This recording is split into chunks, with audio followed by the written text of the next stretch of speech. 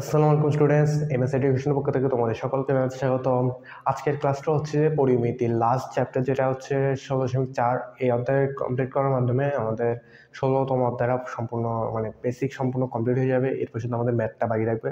ম্যাথটাও ইনশাল্লাহ আমরা এরপরে ক্লাসগুলোতে আপডেট করে দিব, ক্লাসগুলোতে তোমাদের ম্যাথটাও ক্লিয়ার করে দিব ইনশাল্লাহ। তো আজকের ক্লাসটা হচ্ছে 16.1, যেটা হচ্ছে মূলত ঘনবস্তুর পরিমাপ নিয়ে আলোচনা করবো আমরা। লাস্ট ক্লাসগুলোতে আমরা চতুর্ভুজ, ত্রিভুজ, তারপর বৃত্ত, এগুলির পরিমাপ নিয়ে আলোচনা করছি। আর আজকেরটা হচ্ছে ঘনবস্তু নিয়ে। ঘনবস্তু তো পৃথিবীতে কীরকম কী ঘনবস্তু আছে তোমরা জানো। যেমন ঘনবস্তু আছে যে আয়তাকার ঘনবস্তু, তারপর বর্গাকার ঘনবস্তু, সিলিন্ডার বেলনাকৃতির ঘনবস্তু, তারপর ত্রিভুজ আকৃতির ঘনবস্তু, এগুলাই মূলত আছে। তো তোমাদের এই অধ্যায়ে মূলত তিনটা ঘনবস্তুর আলোচনায় আছে, যেটা হচ্ছে আয়তাকার ঘনবস্তু, বর্গাকার বা ঘনক, তারপর বেলনাকার বা সিলিন্ডারকার ঘনবস্তু। তো প্রথমে আমরা দেখবো যে ঘনবস্তুটা জিনিসটা কি। তো আমরা লাস্ট ক্লাসগুলোতে যে ত্রিভুজ, চতুর্ভুজ পড়ছিলাম, ওগুলো হচ্ছে বলতে পারো আমরা আঁকায় পড়ছিলাম, বা বইয়ে আঁকার আঁকি দিছিল, আঁকা ছিল আর কি।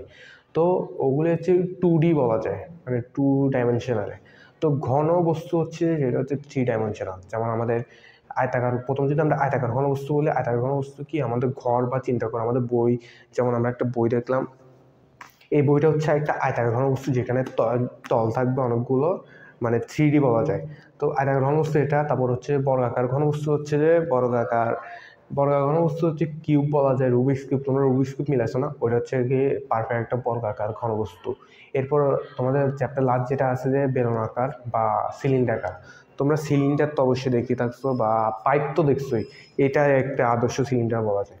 সিলিন্ডারকার বলতে কি এরকম গোল, আর উপরে বৃত্ত, দুই পাশে দুটা বৃত্ত থাকবে, এবং সবগুলোই সুষম আকৃতির হবে, বৃত্তটা সুষমই হবে।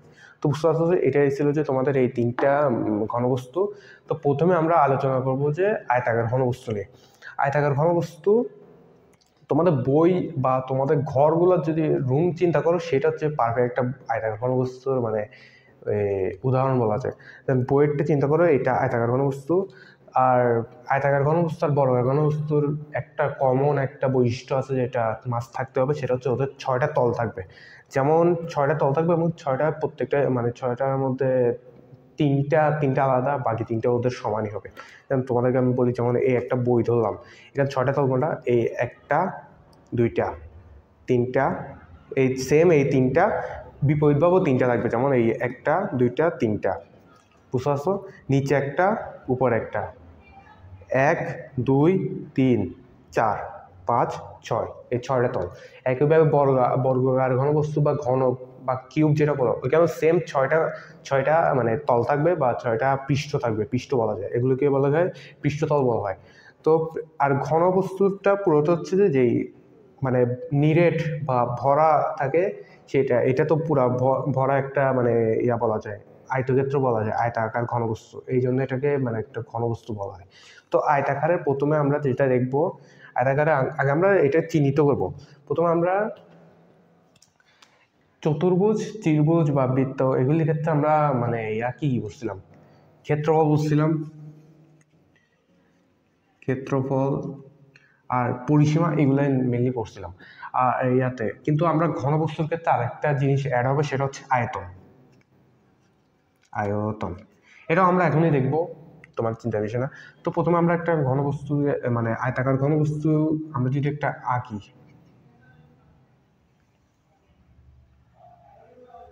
এটা একটা আয়তাকার ঘনবস্তু।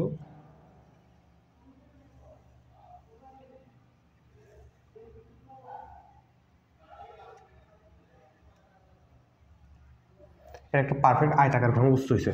এবং আর আমরা এখন আয়তক্ষেত্র মতো করে এগুলিকে আমরা দৈর্ঘ্য, প্রস্থ এবং উচ্চতা, ঘনবস্তুর ক্ষেত্রে আরেকটা জিনিস সেটা হবে, সেটা হচ্ছে উচ্চতা। উচ্চতা আমরা চতুর্ভুজ বা অন্য কোনো কোথায় পড়ি নেই, এখানে উচ্চতাটাও থাকবে। এই উচ্চতাটার জন্য মেইনলি আয়তনটা আসছে, বুঝতো?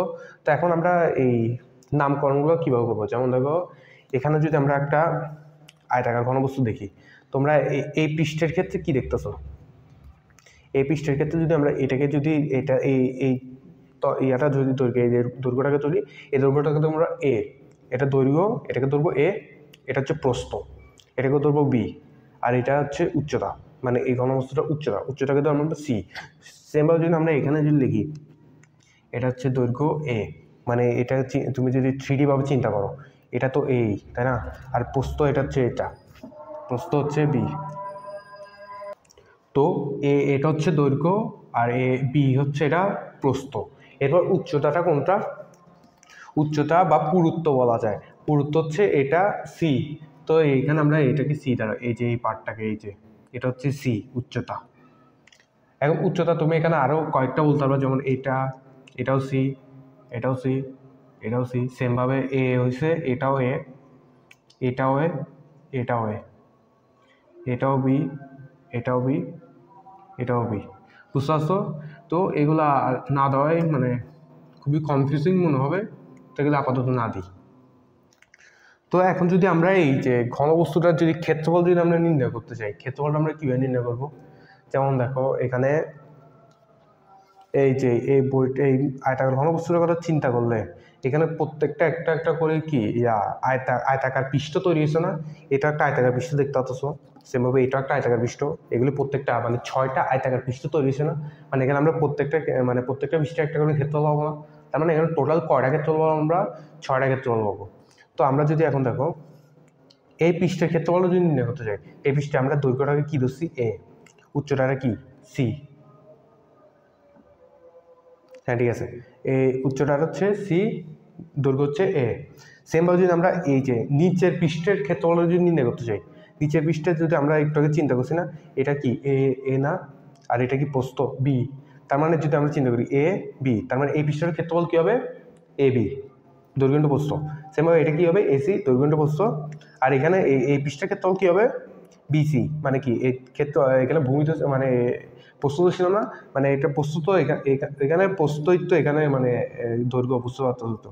তো এখানে এটা বি, এটা হচ্ছে সি, এটা হচ্ছে বি, এটা হচ্ছে সি। তার মানে এই পৃষ্ঠের ক্ষেত্রেও কি? বিসি। তার মানে আমরা এখানে কি পেয়েছি? A B BC, sorry A B AC BC. সুতরাং আমরা এই 3টা পৃষ্ঠের ক্ষেত্রফল পাইছি না? এখন যদি আমরা 3টা পৃষ্ঠের ক্ষেত্রফল দেখি, A B plus BC plus CA বা এসি বলা যায়। তো আমরা 3টা পৃষ্ঠের ক্ষেত্রফল হয়েছে। এখন আমরা আরও কয়টা পৃষ্ঠ আছে? 3টা পৃষ্ঠ বাকি আনা এখনো। তা আমরা এখন কি জানি দেখো, এখানে আমরা প্রত্যেকটা একটা বিপরীত হইলেও প্রত্যেকটা ক্ষেত্রফল সেম না? যেমন দেখো এই পৃষ্ঠে আমরা ক্ষেত্রফল কী পেয়েছি? এবি। এই পৃষ্ঠ আর এই পৃষ্ঠ সেম, বুঝতে পারছো তো? একই পৃষ্ঠ মানে বিপরীত পৃষ্ঠ, বা কিন্তু সেম ক্ষেত্রফল সেম। সেমভাবে যদি এই পৃষ্ঠ আর এই পৃষ্ঠ ক্ষেত্রফল সেম, এই পৃষ্ঠ ক্ষেত্রফল সেম, তার মানে আমরা যদি মনে করি 3টা ক্ষেত্রের ক্ষেত্রফল নির্ণয় করতে পারি, ওটাকে যদি আমরা 2 দিয়ে গুণ করে দিই, তাহলে পুরা বস্তুটার ক্ষেত্রফল পেয়ে যাবো না? তাহলে মানে দেখো এখানে যদি আমরা 3টা পৃষ্ঠের ক্ষেত্রফল পাইছি না, এ বি বিসি সি এ, এটাও তো বিসি হবে, এটার দৈর্ঘ্য বিসি হবে, এটার দৈর্ঘ্য সি এ হবে, এটার দৈর্ঘ্য এ বি হবে। তার মানে এখানে দুইটা করে হচ্ছে না? A B plus BC plus C. বুঝতে পারতেছো? তো একদম এটা কমপ্লিকেটেড করার কিছুই নেই। তোমরা যদি জাস্ট তোমরা একটা বই নিয়ে জাস্ট ভিজুয়ালি চিন্তা করবা, প্রত্যেকটাকে একটা একটু ধরবা, তাহলে দেখবা কি এখানে 3টা ক্ষেত্রফল জাস্ট ডিফারেন্ট, বা এগুলোর অনুরূপ, মানে বিপরীত হইলেও ক্ষেত্রফল সেমই। তাহলে এখন প্রত্যেকটা, এখন যদি আমরা প্রত্যেকটা গুণগুলো এখানে 2 হবে, 2 বিসি হবে, 2 সি হবে। তাহলে আমরা যদি 2 যদি কমন নিই, A plus A B plus BC plus C A, এটা হচ্ছে একটা আয়তাকার ঘনবস্তু সমগ্র তলের ক্ষেত্রফল। সমগ্র তল বলতে কি, আমরা এখানে এ বি একটা হচ্ছে পাইছি আমরা একটা পৃষ্ঠের ক্ষেত্রফল। তোমাদেরকে যদি বলে পৃষ্ঠের ক্ষেত্রফল, তখন তোমরা লিখবা কি এ বি, বা যে কোনো পৃষ্ঠ বলে ওই পৃষ্ঠ অনুযায়ী তোমরা লিখবা। তো এখন যদি তখন পরে যদি বলে সমগ্র তলের, তাহলে সমগ্র তলের ক্ষেত্রফল হচ্ছে এটা। সমগ্র তল বলতে কি বোঝাচ্ছে? এই পুরা বইটার ক্ষেত্রফল। আর পৃষ্ঠতলের বলতে পৃষ্ঠের একটা, জাস্ট এটা অথবা এটা যে কোনো একটা, 6টা পৃষ্ঠ এখানে টোটাল। তো বুঝতে পারছো, এটা হচ্ছে যে ক্ষেত্রফল সমগ্র তলের।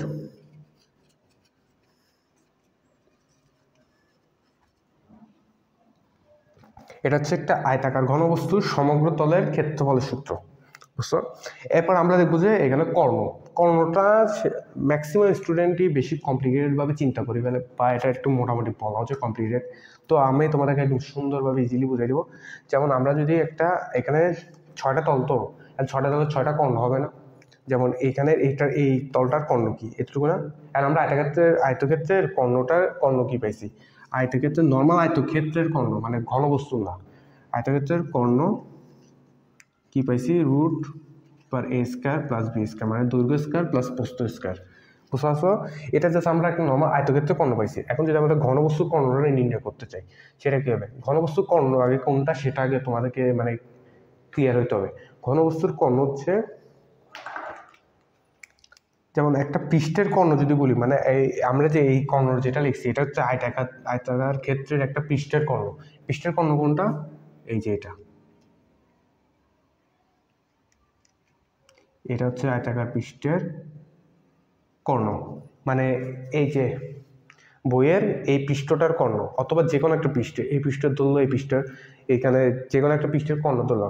বাট আমাদের যে ক্ষেত্রে মানে ঘনবস্তুর কর্ণ নির্ণয় করতে আমরা নিচের ভূমির পৃষ্ঠের ক্ষেত্রে মানে কর্ণটা লাগবে, তো আমরা এটাই ধরলাম। তো এই ভূমি পৃষ্ঠের মানে যে নিচের পৃষ্ঠটা আছে, এই পৃষ্ঠটার কর্ণটা আমরা এখানে ভিজুয়ালি লিখলাম, এটা তোমরা ভিজুয়ালি চিন্তা করবা। তো এটার ক্ষেত্রে বলতে কি পাইছি? এখানে দৈর্ঘ্য কি দেওয়া আছে? a, প্রস্থ কি দেওয়া আছে? b, মানে এখানে দৈর্ঘ্য a, প্রস্থ b, এখানে কর্ণটা পাইছি। এখন মেইন যে কর্ণটা, এখন ঘনবস্তুর কর্ণ কোনটা? ঘনবস্তুর কর্ণ হচ্ছে এটা, উচ্চতা সি এর একদম উপরের কোণা থেকে একদম নিচের কোণা পর্যন্ত। এটা তোমাদের একটু ক্লিয়ারলি বলি, যেমন তোমরা যে রুমে আসো ওই রুমের কোণার দিকে তাকাও। একটা বড় মানে একটা রুমের একটা মানে উপরের যে কোনো একটা কোণার দিকে তাকাও, সেমভাবে ওর বিপরীত দিকে নিচে কোণার দিকে তাকাও। মানে রুমটা যদি তোমার ওরকম যদি স্কোয়ার টাইপসের বা আয়তক্ষেত্র মতো হয়, তাহলে রুমের এক কোণা থেকে আরেক কোণা নিচে তাকাও। এখন তোমরা ভিজুয়ালি চিন্তা করো, এখানে একটা যদি রেখা টানো, এটা হচ্ছে পুরো রুমের তোমার কর্ণ, মানে পুরো আয়তক্ষেত্রের ঘনবস্তুর কর্ণ। আর যে আমরা ভূমির কর্ণটা বলছি, ওটা হচ্ছে তোমাদের ফ্লোরের কর্ণটা। বুঝতে পারছো? ফ্লোরের তো একটা আয়তক্ষেত্র না, ফ্লোরের যদি আমরা কর্ণটা নির্ণয় করি, এটা হচ্ছে ভূমির কর্ণ। আর পুরো ঘনবস্তুর কর্ণ কোনটা? এই যে তোমাদের যদি এই রুমে থাকো, মনে করো তোমাদের ঘনবস্তুর কর্ণ হচ্ছে এই যে এই মাথা আছে না, এই মাথা থেকে মানে এই মাথার ভিতর থেকে এইখান পর্যন্ত। বুঝতে পারছো? তোমরা ঘরের কোণা যদি এভাবে তাকাও, তাহলে তোমরা আরো ক্লিয়ারলি বুঝে যাবা। এখান থেকে মানে এই উপরের মাথা থেকে এই নিচের এখান পর্যন্ত, এটা আমি এখানে এঁকে দেখানোর ট্রাই করছি, উপরে মাথা থেকে নিচে পর্যন্ত। আর এইটার ইমিডিয়েট নিচে হচ্ছে কি ভূমির কর্ণটা, মানে সেমই তো, ওরা মানে কর্ণ যেহেতু ওরা উপর নিচে, মানে এটার ছায়া বলতে পারো এটা। বুঝতে পারছো? তাহলে এখন এই ভূমির কর্ণের দৈর্ঘ্য আমরা মানে কর্ণটা আমরা কি পেয়েছি? √a² + b²। এখন তাহলে আমরা এই কর্ণটা কেমন নির্ণয় করবো? যেমন এই প্রান্তটাকে যদি আমরা কিছু একটা দ্বারা ডিনোট করি, ডি দ্বারা ডিনোট করলাম, এটাকে যদি কি দ্বারা ই বলি, মানে তোমার ঘরের উপরের কোণাটা, নিচের কোণাটা, উপরটাকে আমরা ডি বললাম, নিচেরটাকে ই বললাম। বুঝতে পারছো? তখন ডিই কর্ণটা, মানে ডিটা হচ্ছে পুরো আয়তাকার ঘনবস্তুর কর্ণ। এখানে কর্ণ দৈর্ঘ্যটা কেমন নির্ণয় করবো? দেখো একদম পুরো সিম্পল। এখানে কর্ণের দৈর্ঘ্যটা এই উচ্চতাটা, যেমন তোমার একটা কোণা যেটা ধরছো, এটা একটু উঁচায় আছে না, উচ্চতাটা যদি আমরা উচ্চতাটা তো একটা লম্ব। তারপর আর ভূমির যে কর্ণটা, এটা আমি একটু কি বলছি, এটা মানে ঘনবস্তুর কর্ণটারই এটা একটা ছায়া বলা যায়, যেহেতু একই স্থানে আছে। তুমি যদি তুমি ঘরের কোণে যদি একটা চিন্তা, মানে ঘরে তুমি যদি ফ্লোরের দিকে তাকাও, যদি কর্ণটা নির্ণয় করো, সেমভাবে উপরের কর্ণটাও দেখবা কি ওরা একই সাথে একই জায়গায় মিলিত হয়েছে, এরকম একই জায়গায় মিলিত হয়েছে। তার মানে এটার ছায়া বলা যায়। জাস্ট এটা কি ভূমিতে, আর এটা তোমার এক রুমে মানে নিচের কোণা থেকে উপরের কোণা পর্যন্ত এটা। তো এটা ছায়া বলা যায়। তার মানে এটা যদি আমরা ভূমি চিন্তা করি, ভূমি এটা হচ্ছে উচ্চতা h বলা যায়, তাহলে এই কর্ণটা কি হবে? ঘরের এই কর্ণটা কি হবে? এটা হবে যে অতিভুজ বলা যায় না? এটা কি অতিভুজ হবে না? এখন যদি আমরা অতিভুজটা নির্ণয় করতে চাই, অতিভুজ নির্ণয় করতে তো আমরা এই কর্ণের দৈর্ঘ্যটা পেয়ে যাবো, তাই না? এখন অতিভুজ যদি আমরা নির্ণয় করতে চাই কি হবে, অতিভুজ কর্ণ ডিই বলা, ডিই ধরলাম আর কি, ভূমি স্কয়ার প্লাস লম্ব স্কয়ার। অতিভুজের মানে কি পিথাগোরাসের সূত্র অনুযায়ী আমরা অতিভুজ নির্ণয় করবো কিভাবে, ভূমি স্কয়ার প্লাস লম্ব স্কয়ার। ভূমি কি এখানে A root over of A square plus B square, এটা হোল স্কয়ার করলে তো রুট ওভারটা যাবে না, তাহলে A square plus B square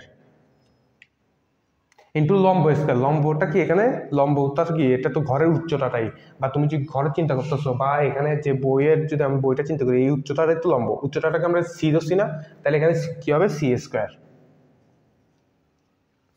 তাহলে সিম্পল, এটা হচ্ছে তোমার এই পুরো আয়তাকার ঘনবস্তু কর্ণের দৈর্ঘ্য, মানে কর্ণের সূত্র এটাই। আর যদি যে কোনো একটা পৃষ্ঠের তলের কর্ণের দৈর্ঘ্য নির্ণয় করতে হবে, তাহলে এটা নর্মাল আয়তক্ষেত্রের ক্ষেত্র অনুযায়ী সূত্র হবে যে root over A square plus B square. আর যদি সমগ্র মানে কি পুরো আয়তাকার ঘনবস্তুর কর্ণ নির্ণয় করতে চাই, তাহলে কি হবে root over A square plus B square plus C square. খুবই সিম্পল, এটা তোমরা চিত্র এঁকে দেখবা, মানে যদি না তাও যদি ভিজুয়ালি না চিন্তা করতে পারো বা বুঝতে না পারো, তাহলে তোমরা ঘরে এগুলি দেখবা আর 3D অ্যানিমেশনগুলো দেখার ট্রাই করবা, তাহলে তোমরা আরো ক্লিয়ারলি বুঝবা। তো এটা ছিল যে আয়তাকার ঘনবস্তুর কর্ণ এবং ক্ষেত্রফল। এরপর যদি আমরা আয়তনের কথা বলছিলাম না, এখন যদি আয়তনটা দেখি, আয়তন কি হবে, এ বি সি, ভূমি ইন্টু প্রস্থ ইন্টু উচ্চতা, এটা হচ্ছে আয়তনের সূত্র, এটা মুখস্থ করিয়ে ফেলবা। তো এটাই ছিল যে আয়তাকার ক্ষেত্রের। এরপর আমরা দেখবো যে ঘনক বা বর্গক্ষেত্রের মানে বর্গাকার ঘনবস্তু। তো এখন আমরা দেখবো যে বর্গাকার ঘনবস্তু। তো আমরা যে 16.2 আমরা কি দেখছি, মানে কি বলছিলাম যে আয়ত মানে বর্গ এক ধরনের আয়তক্ষেত্রই বলা যায়, মানে আয়তক্ষেত্রের সকল বৈশিষ্ট্য এর মধ্যে থাকে। তার মানে যদি আমরা বর্গক্ষেত্রে যদি কর্ণ বা ক্ষেত্রফলগুলো দেখতে চাই, তাহলে ওগুলি আয়তক্ষেত্রের মতোই হবে, যেমন ভূমি ইন্টু উচ্চতা। এখন বর্গক্ষেত্রের প্রত্যেকটা সেম না, প্রত্যেকটা বাহু বলো, প্রত্যেকটা তোমরা যে রুবিক্স কিউব চিন্তা করো, বর্গক্ষেত্রে আমরা কি জানি প্রত্যেকটা বাহুই সমান না, সেটা সেমভাবে যদি বর্গাকার ঘনবস্তু যদি বলি, এখানে বাহুগুলোও সেম, উচ্চতাটাও সেম। তার মানে এখানে যদি আমরা প্রত্যেকটাকে এ বি সি দ্বারা এগুলি না করি, প্রত্যেকটা এ হবে, বুঝতে পারছো। এখন যদি আমরা এই বর্গাকার ঘনবস্তু যে ক্ষেত্রফল নির্ণয় করতে চাই, আমরা আয়তক্ষেত্রের ক্ষেত্রফল কি জানছি, যে প্রত্যেকটা তলের ক্ষেত্রফল কি আমরা 2 দ্বারা গুণ করছি, যেহেতু 3টা তল ডিফারেন্ট, বাকি 3টা তল সেম, তার মানে 3টা তল ক্ষেত্রফল নির্ণয় করি, বাকিটা মানে পুরাটাকে 2 দ্বারা গুণ করে দিয়েছি, তাহলে আমরা প্রত্যেকটা মানে পুরা বর্গ মানে আয়তক্ষেত্রের ঘনবস্তুর ক্ষেত্রফলটা পাই গেছি। যদি আমরা বর্গাকার ঘনবস্তুর ক্ষেত্রফলটা নির্ণয় করতে চাই, তাহলে আমরা প্রত্যেকটা তলের ক্ষেত্রফল লাগবে না, এখন প্রত্যেকটা তলের ক্ষেত্রফল কি হবে, যেমন যদি এটাকে যদি নর্মালি বর্গাকার চিন্তা করো, ক্ষেত্রফল চিন্তা করো, তো প্রত্যেকটা এখানে প্রস্থ হয়ে উচ্চতা হয়ে মানে দৈর্ঘ্য হয়ে উচ্চতা হয়ে, বুঝতে পারছো। তাহলে প্রত্যেকটা ক্ষেত্রফল মানে প্রত্যেকটা পৃষ্ঠের ক্ষেত্রফল কি হবে, এ ইন্টু এ। তার মানে এখানে যে এ ইন্টু এ হবে কি এ স্কোয়ার, প্রত্যেকটা পৃষ্ঠের ক্ষেত্রফল কি হবে, এ স্কোয়ার হবে না। তার মানে এখন যদি এখানে 6টা পৃষ্ঠ না, তাহলে 6টা পৃষ্ঠের ক্ষেত্রফল কি হবে, ক্ষেত্রফল প্রত্যেকটা তলের ক্ষেত্রফল যদি এ স্কয়ার হয়, তাহলে 6টা পৃষ্ঠের তলের ক্ষেত্রফল কি হবে, এ স্কয়ার প্লাস এ স্কয়ার, এরকম 6টা তলের ক্ষেত্রফল আমরা পাই গেছি না, তাহলে এখন কি হবে 6a স্কয়ার। এটা হচ্ছে মূলত বর্গাকার ঘনবস্তুর বা ঘনকের ক্ষেত্রফল সূত্র 6a স্কয়ার, মানে খুবই সিম্পল একটা সূত্র। তো এখন যদি আমরা বর্গের আমরা কর্ণ কি জানি, বর্গের কর্ণ বলতে কি বর্গাকার ঘনবস্তুর একটা পৃষ্ঠের কর্ণ আর কি, বর্গের কর্ণ আমরা কি জানি √2a। তো এখন যদি আমরা নির্ণয় করতে চাই, পুরো ঘনকের কর্ণটা নির্ণয় করতে চাই, ঘনকের কর্ণটা আমরা কিভাবে নির্ণয় করবো, ঘনকের কর্ণ আমরা আয়তক্ষেত্রের কর্ণ কি জানছি, এটার বৈশিষ্ট্য আয়তক্ষেত্রের বৈশিষ্ট্য সেমই। এখন আয়তক্ষেত্রের কর্ণ আমরা কি জানছি, A square plus B square plus C square, এটাই জানছি তাই না। তো এখন বর্গাকার ঘনবস্তুর কি হবে, কর্ণ কি হবে, এখানে আমরা এটা কি দৈর্ঘ্য গুণ প্রস্থ ইন্টু উচ্চতা, কিন্তু এখানে সবগুলো সেম না, তাহলে এগুলি কি বি সি আলাদাভাবে লিখবো আমরা? অবশ্যই লিখবো না, এটাকে আমরা সবগুলা এ লিখবো, এ স্কোয়ার এ স্কোয়ার। তাহলে কী হবে? √3 এ স্কোয়ার √3 এ।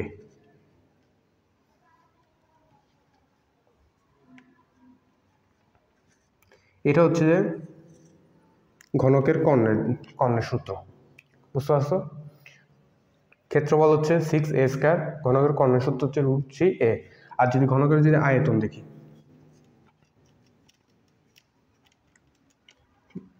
আয়তক্ষেত্রের আয়তন আমরা কি জানছি? এ বি সি, আর এখানে তো প্রত্যেকটাই সেম, এ ইন্টু এ, তাহলে কি হবে? এ কিউব। বুঝতে পারছো? একদম সিম্পল, এই তিনটে সূত্রই মুখস্থ করে ফেলা। তো এটা ছিল যে বর্গাকার ঘনকের সকল সূত্র। এরপর আমরা দেখবো সিলিন্ডাকার বা বেলুন আকৃতি। সিলিন্ডাকার বা বেলুন আকৃতি এটা কিরকম? এটা দেখতে কিরকম? এটা প্রথমে তোমাকে আমি দেখাই। এটা হচ্ছে একটা আদর্শ সিলিন্ডাকার আকৃতির একটা ঘনবস্তু বলা যায়, বা বেলুন আকৃতির একটা ঘনবস্তু। তোমরা তো পাইপ দেখছো, পিভিসি পাইপ যেগুলি, ওগুলিও একটা সিলিন্ডাকৃতির ঘনবস্তু বলা যায়। তো সিলিন্ডাকৃতির ঘনবস্তুর বৈশিষ্ট্য কীরকম? এরকম একটা গোল একটা হবে, বক্রাকার তল হবে, আর উপরে নিচে একটা এরকম বৃত্ত হবে সুষম, এটা পুরোটা সুষম। এখানে নিচে একটা সেমভাবে এরকম একটা বৃত্ত, উপর একটা বৃত্ত, বুঝতে পারছো? এটা হচ্ছে যে বেলুন, মানে কি বেলুন আকৃতি বা এই সিলিন্ডার আকৃতির ঘনবস্তু। তো এটার যদি আমরা একটু এটার আগে ইয়াগুলো দেখতে চাই, যেমন এটা একটা দেখো,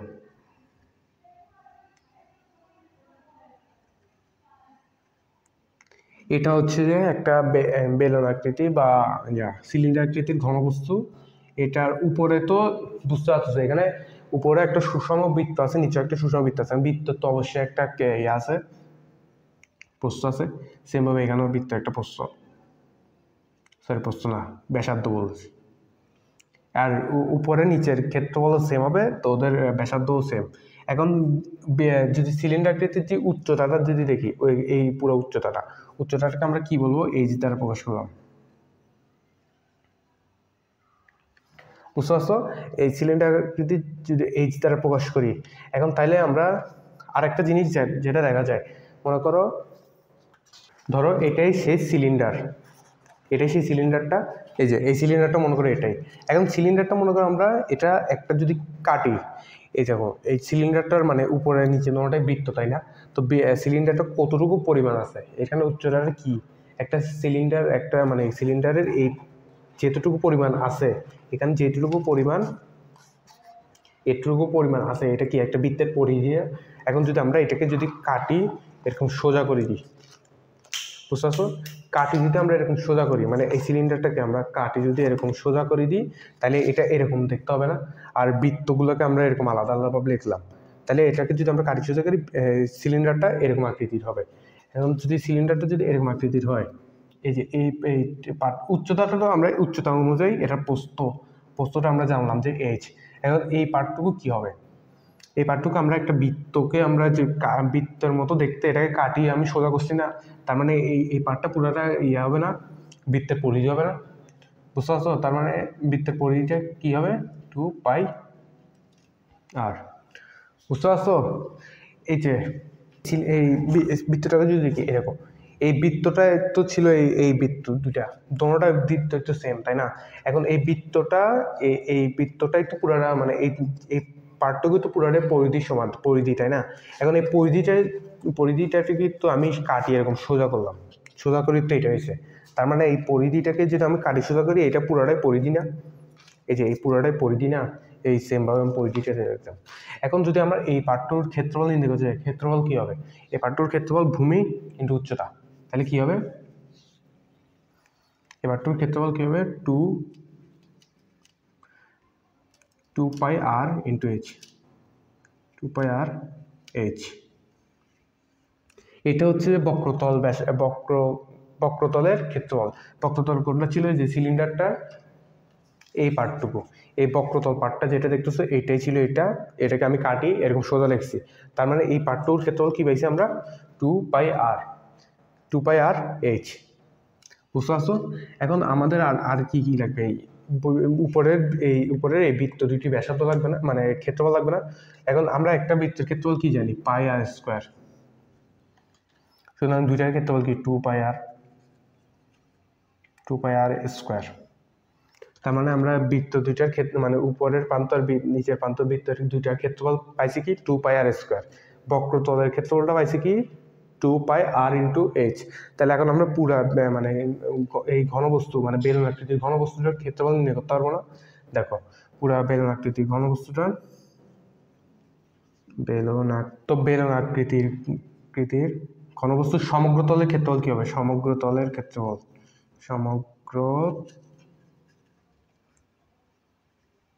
তলের ক্ষেত্রফল কি হবে, নিচের বৃত্ত মানে এই বৃত্ত দুইটার ক্ষেত্রফল যোগ এই যে বক্রতলের ক্ষেত্রফলটা যোগ করলে আমরা পুরা মানে ঘনবস্তুর ক্ষেত্রফল পাই যাবো না। যেমন দেখো এখানে একটা ক্ষেত্রফল আছে, এখানে একটা ক্ষেত্রফল আছে, আর এই পৃষ্ঠটা একটা ক্ষেত্রফল, এই সবগুলো যোগ করে দিলে তো আমি পুরা ঘনবস্তুর ক্ষেত্রফল পাই যাবো। তো এখন আমরা বৃত্তগুলোর ক্ষেত্রফল কি পাইছি 2 পাই আর স্কোয়ার। আর বক্রতলের ক্ষেত্রফলটা কি পাইছি 2 পাই আর h।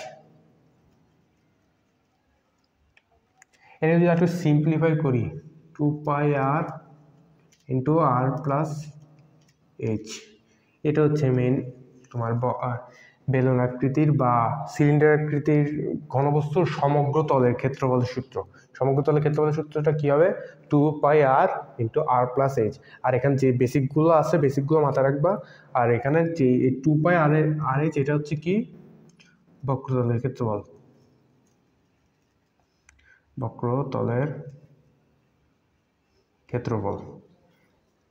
বুঝতে পারছো?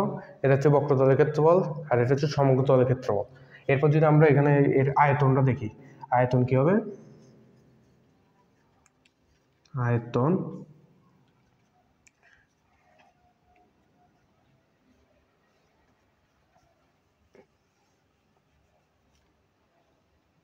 πr²h।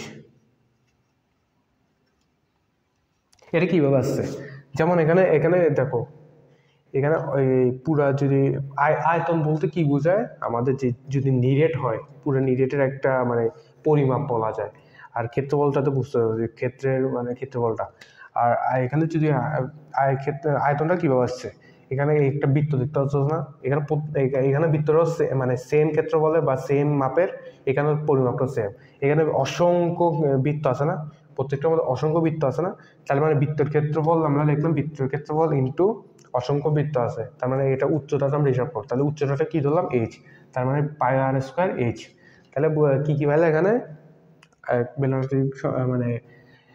বেলুন আকৃতির ইয়ার ঘনবস্তুর আমরা বক্রতলের ক্ষেত্রফল পাইলাম 2πr/h, আর সমগ্র তলের ক্ষেত্রফল পাইলাম কি 2πr × r+h, আর আয়তন কি পাইলাম πr²h। তো এটাই ছিল যে তোমার বেলুন আকৃতির যে বেসিক কনসেপ্ট। এরপর আরেকটা ছোট্ট একটা বেসিক আছে এই বেলুন আকৃতি নিয়ে, সেটা দেখাচ্ছি। সেটা হচ্ছে পাইপ নিয়ে, পাইপের এটা মোস্ট ইম্পর্টেন্ট একটা ম্যাথ।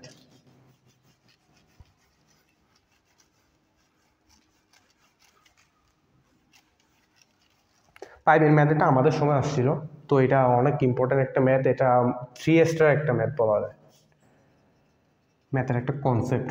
তো যদি আমরা একটা পাইপ চিন্তা করি, ধরো এই যে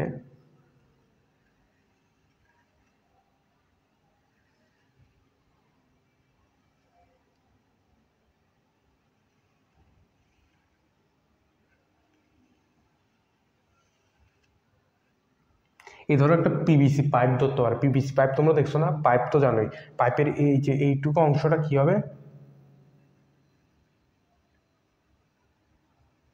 এইটুকু অংশ এই যে এইটুকু অংশ যে গোল একটা, ধরো এটা একটা পিভিসি পাইপ, এটা প্রথমে এটাই ধরতে পারো। এটা তো একটু চিকন দেখে তোমরা বুঝতেছো না, পিভিসি পাইপগুলো বড় বড় পাইপগুলো কি হয় একটা প্লাস্টিক থাকে না, অথবা যে লোহার পাইপ চিন্তা করো, লোহার পাইপটা এখানে কি থাকে একটা মোটা একটা মানে প্লাস্টিক বা লোহার একটা মানে কি আস্তরণ থাকে না, মাঝখানে তো ফাঁপা থাকে, বুঝছো, মাঝখানে ফাঁপা থাকে, বাইরে যে লোহার ইয়াটা থাকে।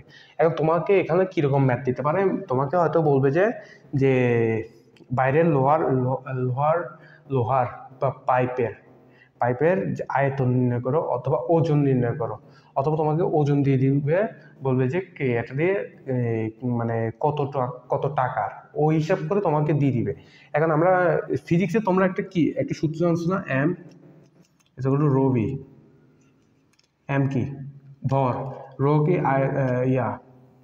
ঘনত্ব ইন্টু আয়তন। আয়তন তো আমরা বের করতে পারবো, তোমাকে আয়তন সূত্র দিলাম, আয়তন সূত্র যদি তুমি আয়তন বের করতে পারবা, ঘনত্বটা তোমাকে প্রশ্ন দেওয়া থাকবে, ভরও তোমাকে প্রশ্ন দেওয়া থাকবে। এখন এখান দিয়ে তোমাকে হিসাব করে একটা বলবে কি এরকম ভরের কত টাকা লাগবে, কত ভর হবে বা কত ওজন হবে, এরকম বিভিন্ন রকম। ওগুলি তোমাকে আমরা মানে কি ম্যাথ করাবো যখন, তখন আমি এই ক্লাসগুলোতে দেখা দিব। এখন তোমার এই সূত্রটা মাথায় রাখো, এই সূত্রটা মানে কীরকম আসতে পারে এটা আমি তোমাকে বুঝাইলাম আর কি। এখন এই উচ্চতাটাকে আমরা কি এজ ধরছিলাম না, আর এখান থেকে ভিতরের মানে ফাঁপা, এই পার্টটা হচ্ছে ফাঁপা, ভিতরের এই বৃত্ত যেটা দেখতেছো, এই বৃত্ত এই অংশটা হচ্ছে ফাঁপা, আর এটাকে হচ্ছে পাইপ বা লোহা। তো এই ফাঁপা যে ব্যাসার্ধটা, এটাকে যদি ছোট অক্ষরে আট ধরলাম, এই যে সেম এখানেও তো সেমই, ফাঁপাটাকে ছোট অক্ষরে আট ধরলাম, আর বড় ক্ষেত্রফল যেটা মানে সহ মানে এই যে প্লাস্টিক অথবা লোহা সহ, এটাকে দিলে আমরা বড় অক্ষরের আর।